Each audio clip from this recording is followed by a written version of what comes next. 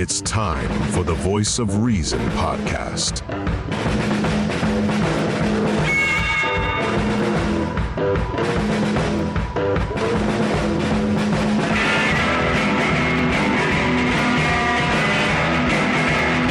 Here are your hosts, Sean Phillips, Andy Van Beber, and Travis Kirkendall. And ladies and gentlemen, thank you all so much for joining us. This is the Voice of Reason podcast, as always. My name is Sean Phillips, joined alongside my co-host, Mr. Andy Van Beber. V, how are we doing? Fantastic. Good to be back. Thank you all for being so patient with us. Life has been busy. Life has been good. Extremely. We are back. Yes, indeed. So, yeah, I'm definitely glad to be back. Definitely glad to be here. Things have been busy for the last couple of weeks. And thank you, Sean, for being so gracious and everything for allowing me to take a break. Last week, I had two track meets. This month has been crazy with track meets. We had two last week, and then I think I texted you, messaged you. I think it was Wednesday night. I don't know if it can hear you or not, but we'll fix it later. But it was Wednesday night. I texted Sean. I said, "Dude, I am totally gassed. I don't think I'm going to be able to go tonight." And he had you said you had things going on. Right, you had things going on with Jam, and so yeah, we took a break. But so now track is over, track is done, and I cannot be more stoked. I love track and I love doing track, but yeah, it was really. It was really a lot to do. So, and then the other thing, we went to, I took my Quiz Bowl team to Chicago. We went to Chicago to the National Championships on Friday. We were there Friday, Saturday, and Sunday. We had 88 teams that were there. We had a great time. The boys did well. I have 14 kids on my team. We took six of my team, and we competed in a pool against 88 other teams. We only won 2 games, but it's still it wasn't that bad. It wasn't terrible. So we did that, but it was kind of interesting because you have these 6 kids from Pike County and who had never really. I think 3 or 4 of them had never been to the city before, and so they were in for a lot of shock. I think the first shock was we went to one of our rooms where we were competing in, and it was like the 3rd or 4th game, and we went in. And we walked into the room. A dude was shoulder length hair, and he had on a dress. So, yeah, so he had a dress. And there was all of that, and then I was like, whatever, okay. And then we did while we were there, we did Willis Tower and Ed DeBevick's, and we did all the cool stuff. But I think the one thing that really shook them was the prices of things. The whole thing with Chicago, and I think it really blows our kids away because they are sheltered. You can't see. I don't know. There's some things that they just can't unsee. And then going up there, the whole price thing blew them out of the water. How much everything costs. I was like, okay, boys, it's the 3rd largest city in the United States. Okay. You can't just expect things to be cheap. And so we ordered 2 pies. We ordered 2 pizzas. And you get Giordano's when you're up there. And these things are humongous, and they take forever to order. And it's like, well, how much is this going to be? And I was like, and I figured it up. And, their pies are huge. And $80. $80? How in the world? And I'm just like, guys, this is Chicago. gas is $4.85 a gallon, and just our old buddy Travis. I still don't know how he does it, but it is what it is. So, but that being said, we had a great time. So Good. No, yeah, and Chicago's a great city. I love the town, hate the teams. I think everybody up there hates the teams right now. I'm Yeah, not a yeah, Cubs fan. I'm a closet Sox fan, not much of one. But the Bears, after the draft, I know they're going to ruin another perfectly good quarterback, and so whatever, that's the Bears. that's the Bears. Oh, hey, so before we go any further with tonight's show, we have a special message from one of our friends, just on our upcoming 3-year anniversary here. So here we go. Let me tell you a fine little story about a podcast called The Voice of Reason. Two gentlemen who are a great talent, Andy Van Beber and Sean Phillips. It's a shame that they don't have a larger listening audience. I believe they could really do some good for the world. You always got to thank Morgan Freeman for, phoning one in for us there. But anyway, I have too much time with Mr. Freeman. Yes. But I'm going to surprise you, Sean, with a topic I want to Yeah. discuss and see what you think, and we'll go Okay. from there. So Yeah. if you haven't heard, the Apple had a antitrust suit filed against them by the U.S. Department of Justice. The U.S. Department of Justice alleges, and I'll read this straight from TheVerge.com, the DOJ alleges that Apple blocks super apps, suppresses mobile cloud streaming services, blocks cross-platform messaging apps, limits third-party digital wallets, and even limits how well third-party smartwatches work on its platform. This is the third time that the DOJ has sued Apple for antitrust violations in the past 14 years. And this is Deputy Attorney General Lisa Monaco said Apple's efforts smothered an entire industry. A response to the lawsuit from Apple spokesperson Fred Sands says the lawsuit threatens who we are and the principles that set Apple products apart in a fiercely competitive market. So a lot of what this is about, and it was this caught my attention a couple weeks ago. I subscribed to a bunch of things on Snapchat's pretty much my main source of. I get these little blogs and blurbs from different reporters, and this guy who used to be on, I can't think of his name right now, but this guy who used to be on CNN, I can't think of his name right now, but he's went off and done his own thing. It's called Good Luck America. If you have Snapchat, I would recommend. This guy does a new story every Monday, Wednesday, Friday, and so I caught on to this, and a lot of it was, one of the main things is, and dead serious about this, about how even when you're messaging with someone on Apple, between an Apple and an Android product, okay, you know this, Sean. If you're texting somebody and they're on an Android product, what color is the screen when they message in? Green. It's green. Green. Okay, and then the blue, and so it's like, it's trying to say, oh, you're substandard or something like that. Then you go into your different watches, and there are hundreds of different types of digital watches that are out there now. Just right out, I mean, of course, Apple Watch. I'm thinking also of Garmin. Garmin's the other really big one. Well, if you have for example, if you have a Garmin watch, you do not have full functionality of everything that's marketed on your Garmin watch with iPhone.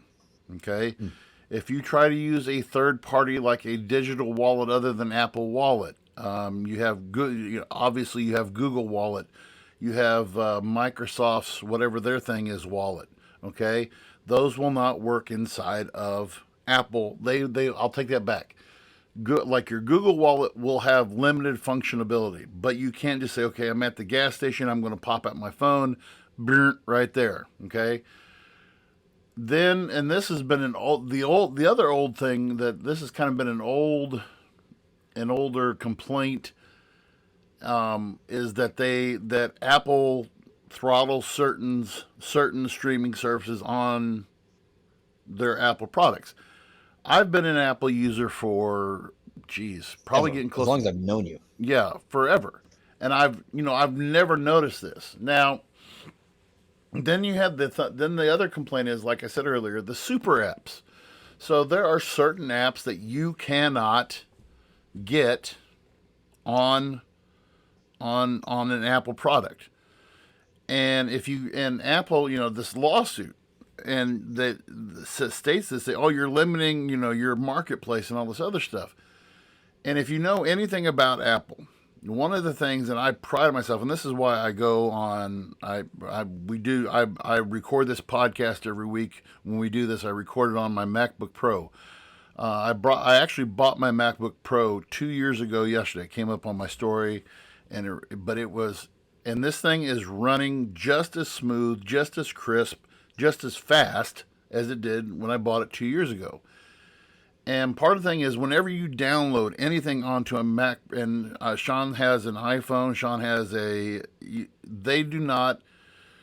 you have to basically go and jump through hoops. If you want to get a third-party developer that is not Apple, they will not if you don't go through Apple's developer, and they have all this stuff that you have to go through. I'm on their beta program. I can't even figure out half the stuff, but there's like a mile-long condition thing that you have to sign off on, of what your app can and can't do, where you can't draw sources from, where you can't use.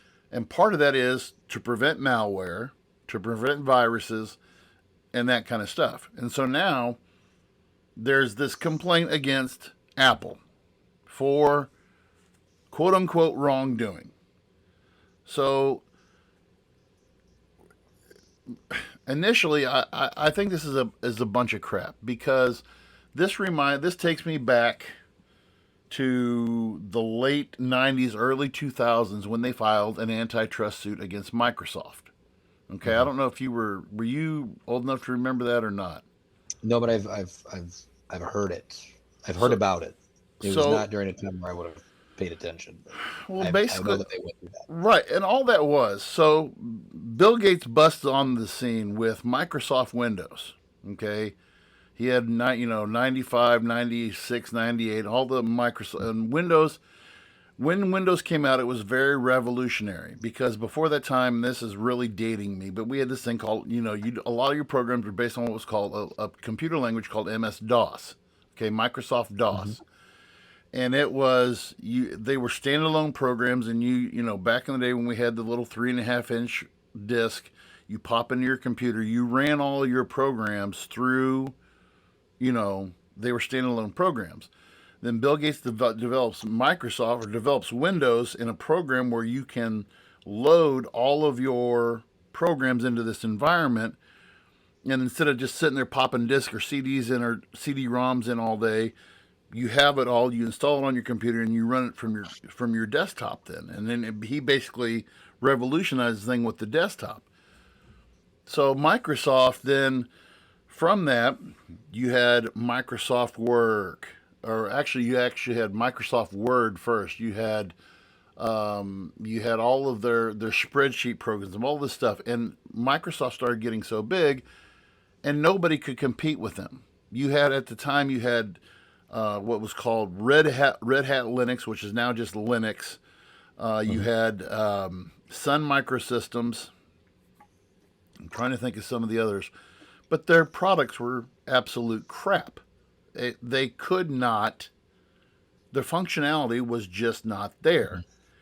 But the federal government ends up ruling against Microsoft, and so now you have Microsoft now is broke up into Microsoft Software, Microsoft, all their different and this is the government's way of opening up the market system to where it's open competition. But I look at this with Apple, and you can call people Apple snobs or Apple whatever, but one of the reasons why I go with Apple is simply for the fact that it's dependable and it lasts for a very long time. I've been rambling a lot. What are your just your initial thoughts from hearing me talk about what's your response to this? Well, no, so it's kind of interesting because I'm interested to see where things go. I know for myself personally, so this is just a new thing that's taken place. I have no idea if it has anything to do with this lawsuit or not. I don't necessarily think it does, but there might be something at play here. For the longest time, one of the benefits to having an Android is that you could get all these crazy cool third-party apps. There was all kinds of different things you can get on the Play Store that you just can't get on the App Store.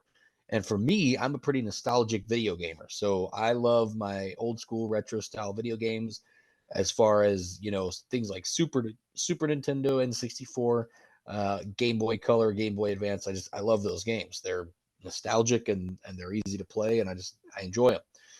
Well, for years and years and years, if you had an Android, you could get an emulator, which essentially is just a Right, program that you can right, download BIOS or ROMs, which is just you essentially can play the game on your phone. right. Um, Apple didn't have that since its inception. Well, now that has changed. Within like the last couple of weeks, there are now emulator apps, and there was one that got removed within like a week, and then another one filled its place. So I have that one on my phone, and I'm able to play Game Boy games when I'm taking a shit. So it works out all right for everybody. But that was something that I never thought was going to happen. And so the fact that we have it now is very interesting. And I think, like what you said, with this antitrust lawsuit coming into play, I'll be interested to see Apple's takes because I'm with you. I agree. One of the best parts about about Apple is that you could go out of your way on a MacBook to try to find a way to put a virus on it, and in my Yeah. experience, it ain't gonna happen. No.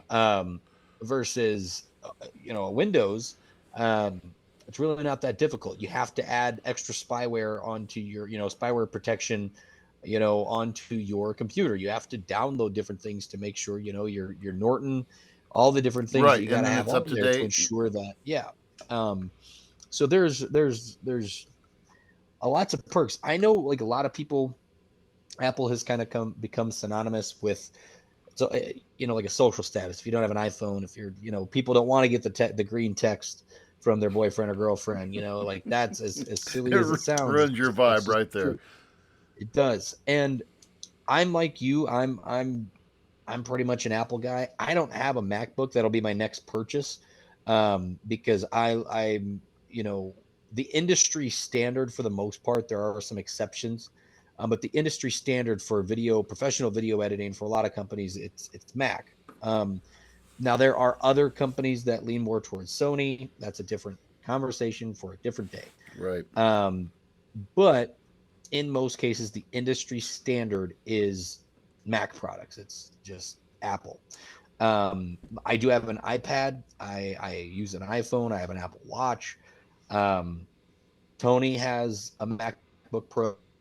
Do you know what some of this lawsuit actually entails? Are there any details that Well, that's are what I want to read. coming out? So this is. Let me just read the first paragraph, and this sounds more like.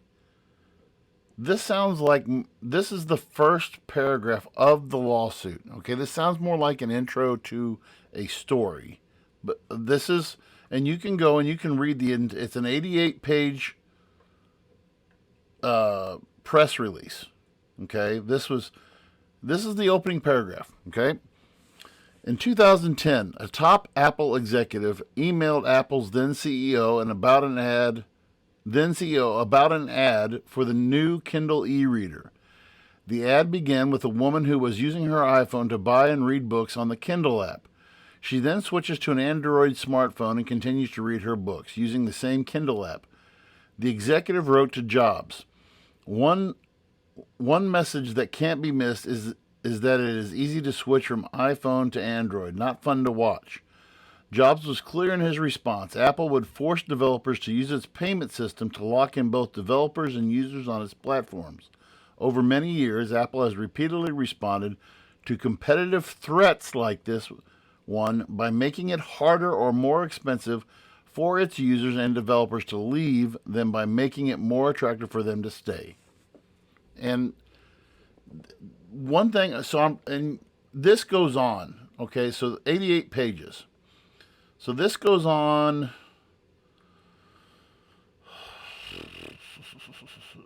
One, two, three, four, five,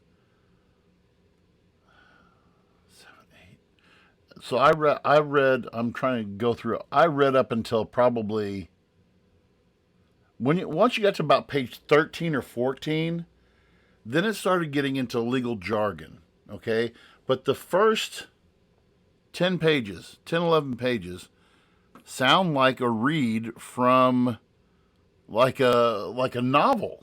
It's just like this is like full on nerd rage or something. I mean, it's like somebody at the Justice Department just got pissed one day and said, "I'll show those Apple guys." And it's, you know, so they bring up the Sherman. What the where the legalese really kicks in is that about how it's violating the Sherman Antitrust Act, how it is basically muscling out competition, how it is making it more difficult for other, So in the opening here, they're mentioning Kindle.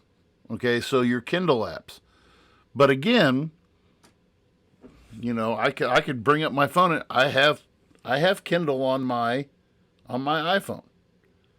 Okay, so my question is, I also do, and it sucks. yeah. Oh, I don't use it. I mean, Yeah, it sucks. but and one of the things it does for us, and I have one of the original iPad Pro, the iPad Pro, the big one. Okay, and I will say this. This is probably my only gripe against having, and I really don't use my iPad Pro anymore because I can't read newspapers on it anymore. Some people are like, oh, you're a nerd. Why don't you just read the article offline? Well, you used to go, so I could get like, okay, I'm going to get the Post-Dispatch delivered on my iPad. And I could literally just, slide to the left and you're turning the page. Okay. Then, how long has it been now? 3 years, 2 or 3 years now. Apple went full on with Apple News. Okay, so now you can read Rolling Stone, Time Magazine, Newsweek, and I pay the extra, and I also with my because I have Apple Fitness. Because of Apple Fitness, I also get Apple Music. I get Apple News for $38 a month. I get all of that stuff, which is very convenient. But you are forced into looking into Apple's through their portal to read. Even if you want to say, okay, I read Sports Illustrated on Apple News. I don't have to. It's convenient that I don't have to buy a subscription to Sports Illustrated. But it's also frustrating if I want to say, okay, and somebody say, hey, well, you read that article in Sports Illustrated, or you read that article in Time or in Rolling Stone. Okay, and then you're like, you have to, and it's not like a flowing, flip a page. It's, okay, I have to zoom up, zoom down, zoom over, scroll over here, scroll over there. And so that can be frustrating. And so, I mean, I see that part of it, but at the same time, what is Android producing that can compete with that? What do you think is in your mind? Is there something that Android has, or Samsung has, or somebody has that is even remotely close? Truthfully, I don't know.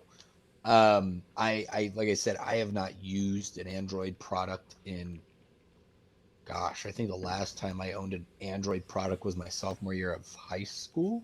Okay. It's been a very long time. I'm sure that there's alternatives, and I'm sure that they have their own very competitive, forms of different kind of apps. And that is one of the good things, is that they probably have a plethora of different options that they can, use if they're looking to have some. Now, one of the arguments that I've always, and you've probably heard this too, as being an Apple guy, is things will come out first on a Samsung or a Google phone, and then 2 years later, the iPhone gets it, and Android boys are like, "Oh yeah, well, we've been having that for the last 2 years. Welcome to the club. Like, you're behind." Mhm. But I think the argument has always been, well, when Apple finally releases something like that, it is what the standard should be. It Right. is Oh, when exactly. Exactly. it's there is no room for error once it finally comes out on an Apple product.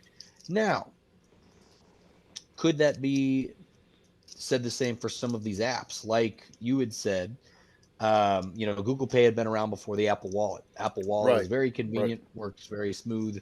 I've never had an issue with touchless pay. Same thing with I have the news app, and I enjoy it because I'm like you. There's all kinds of different magazines and articles that I like to read that would cost me a small fortune if I individually had to pay for all of them. The interesting one is I am surprised, and maybe I shouldn't be, but there are certain apps that again don't have the same integration. Like I'll use Spotify for example. Spotify is the most popular streaming service in the world. It's not even For close. music. Right. For music. Right. Um, However, on the iPhone, Apple Music has more fluid integration. Now, if you just have the Spotify app and you use it, you're totally fine.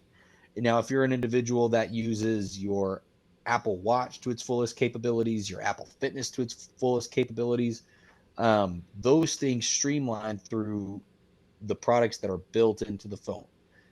And like, is that necessarily you know, is it bad that it doesn't necessarily allow for as nice of seamless integration to other things? Maybe, maybe not. I don't know. Um, I'm an individual that uses an Apple Watch, and I've considered getting things like a Whoop band because I hear that they do better, more accurate readings. However, I've also been told that um, it's harder to navigate they On your phone. using an iPhone Right.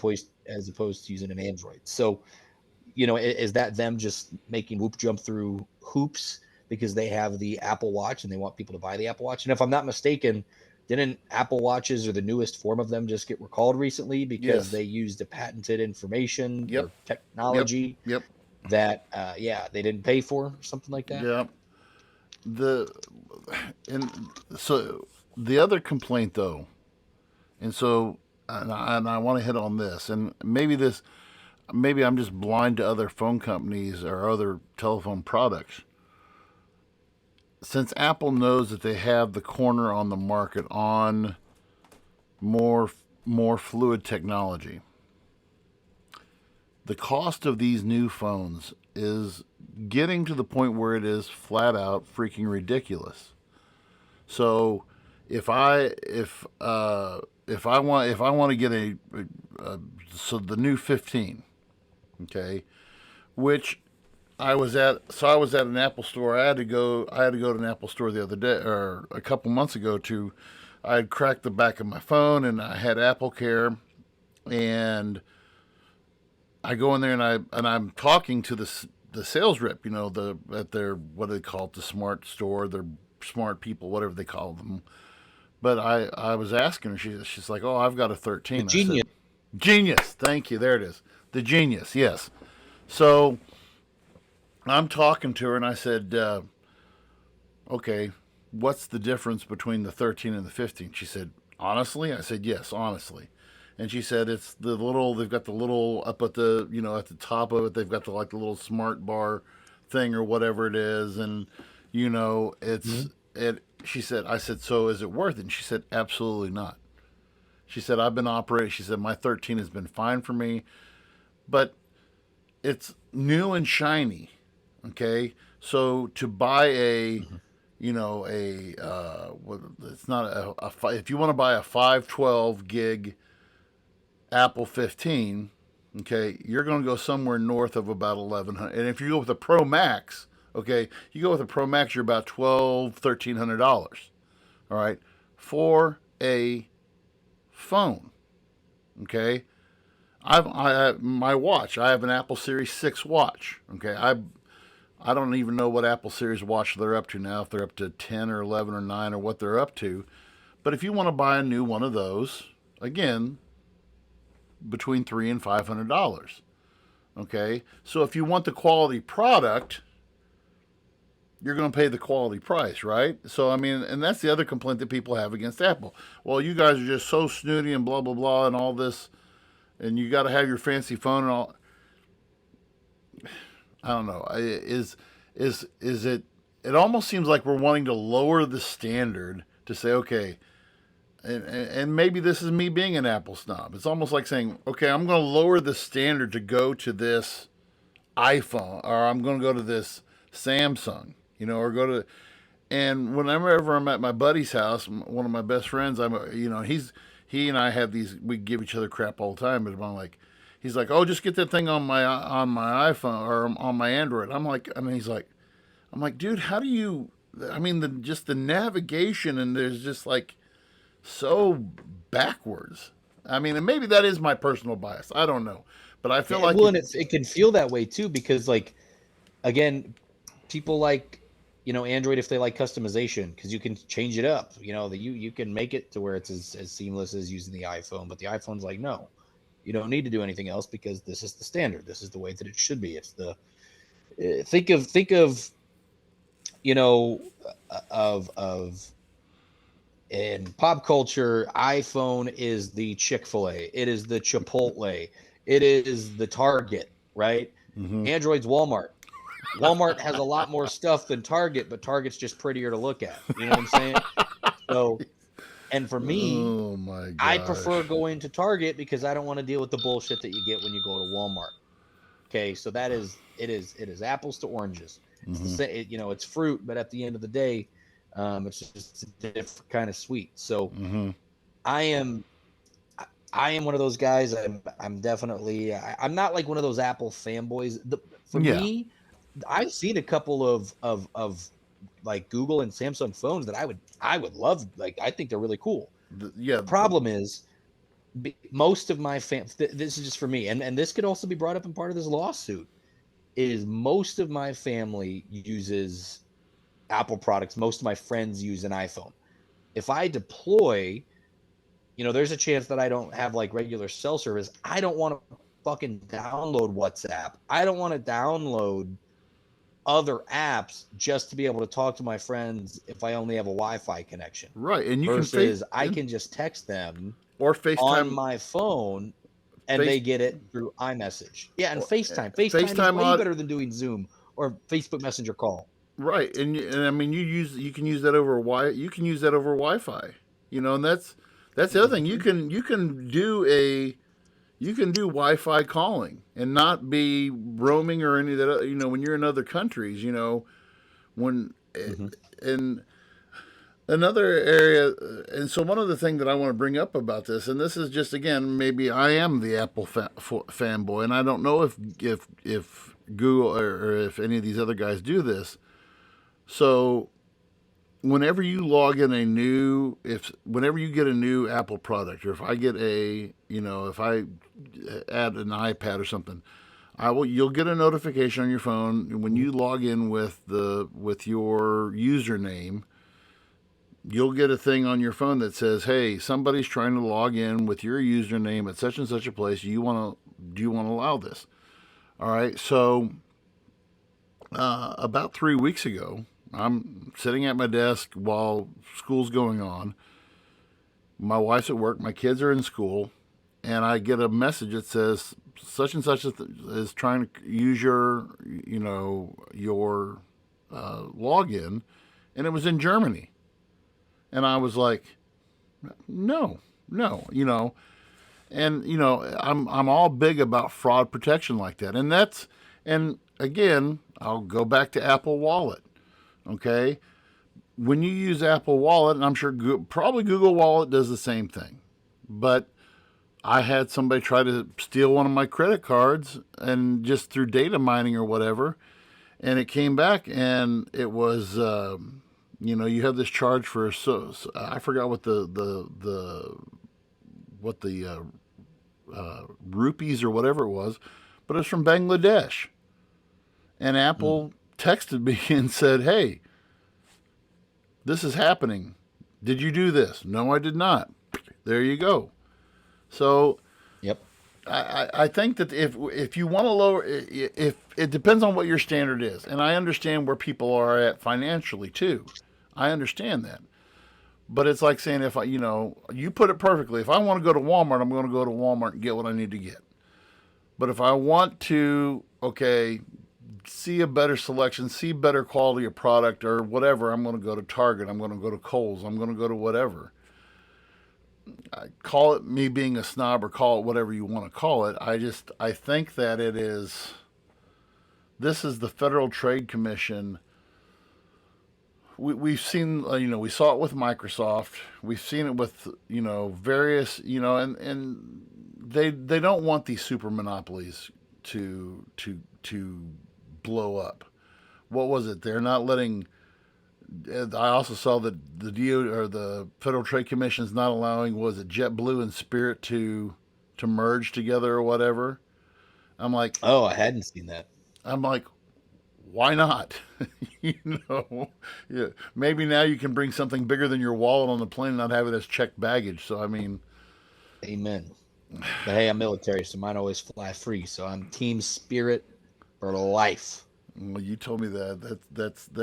That's for another show, another day. But I'm like, holy crap! Some of the things you talk about with that. But anyway, no, that was just my rant. That's my rant on. No, that was it was a great topic. I actually enjoyed it, and I'm actually going to have to go through and dig in now. Probably not into all 88 pages. I think you said, or 98 pages. Yeah, it's 88 pages. I'm definitely going to have to. I gave up after page 20. Spark Notes version of it. Yeah, I gave up after page 20 because it's kind of like just sitting there going, I'm. So it is. It's lawyer talk too. So yeah, it's not that it's going to be a fun read, but no. Again, it was great to be back. You guys will definitely be able to catch us again next week. To our friends, our listeners, please make sure keep watching us, liking us, hating us, commenting, follow us on TikTok. We are so close to our goal to be able to go live to stream on there as well, which would be huge for us. So before they take it away, help us out. Let us get on there so then that way we can continue to build the audience. But again, to all of our avid listeners, thank you so much, V. Great talking to you. Can't wait to do it again next week. See you guys. Thank you for listening to the Voice of Reason podcast. Be sure to check out our other content on Facebook, YouTube, and TikTok.